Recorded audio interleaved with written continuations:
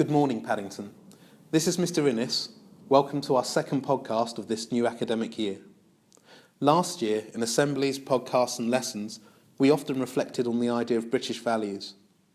It just so happens that this is another important time when we can think what these values mean to us a little more. As last week, very quietly and without much public celebration or comment, an important landmark in the history of Britain was surpassed. On the 9th of September, Queen Elizabeth II reached the 23,226th day of her reign as monarch of the United Kingdom. This means she has now become the longest reigning monarch of the country ever.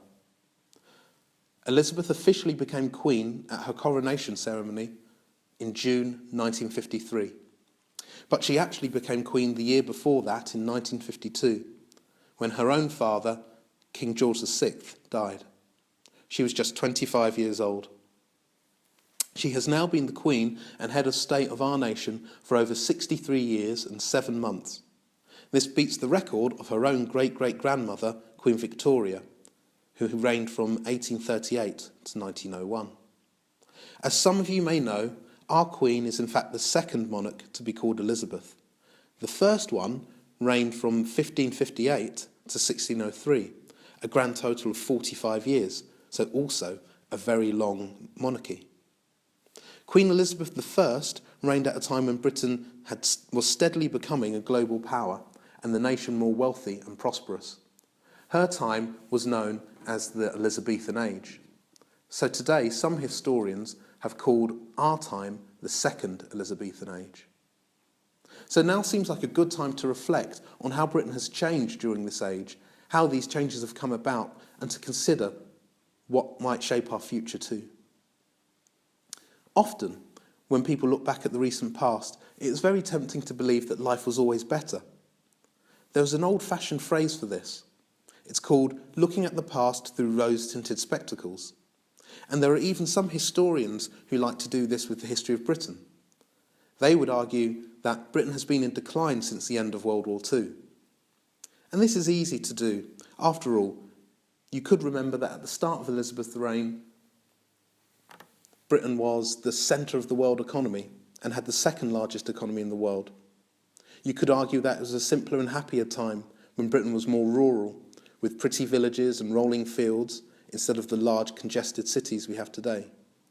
You could remember that Britain was more powerful, with a large empire that still controlled large parts of Africa, Asia, and even countries like Hong Kong, Malaysia, Nigeria, and Qatar.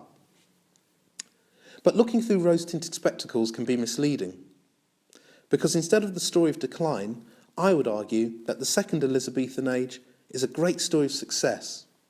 It's a story where the vast majority of people have become wealthier and have more opportunities than ever before, and our nation has become more diverse and more tolerant. For me, the greatest and most important change of the last 60 years has been the revolution in the rights and status of over half the population of the country. In the 1950s, when Elizabeth became Queen, only 15% of women had access to full-time jobs. Women had less access to education and fewer opportunities than men, and this was seen as the norm and being proper. Through the struggles and campaigns of countless women for equal education and employment rights, Britain today is a society where the vast majority of young women can look forward to shaping their lives and their families and their careers as they see fit, with the chance to learn, to work, to have a job and a career and a family, and to be in control of those choices. This has been the greatest extension of human rights this country has ever seen. And whilst the situation is by no means perfect and gender discrimination still exists, this change should never be forgotten and should still be celebrated. Last week, Mr Jones's powerful podcast explained to us the current refugee crisis. And this reflects another proud aspect of our recent history. Britain has welcomed waves of migration from around the world in the last 60 years. Sometimes these have been people from countries from the former empire looking for opportunities to improve their lives, like my parents who came from the West Indies in the 1950s and 1960s. Sometimes Britain has welcomed refugees, people who are desperate to escape from war or tragedy in their own countries.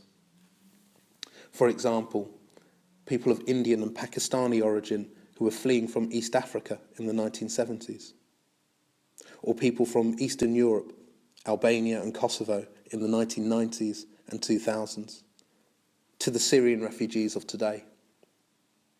Whilst questions of immigration can sometimes be controversial in politics and the press, Britain has stood out as a country where people of all races, faiths and ethnicities can become British and make a positive contribution to national life. In 2015, no one finds it surprising or unusual to see a young black footballer like Raheem Sterling pull on an England shirt and sing the national anthem.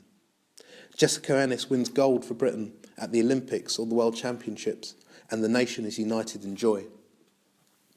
And your teachers at Paddington know that we are educating the British leaders of the future in every field, from business to politics, from science to culture. We embrace a society where everyone, no matter their background, has the opportunity to succeed and to contribute.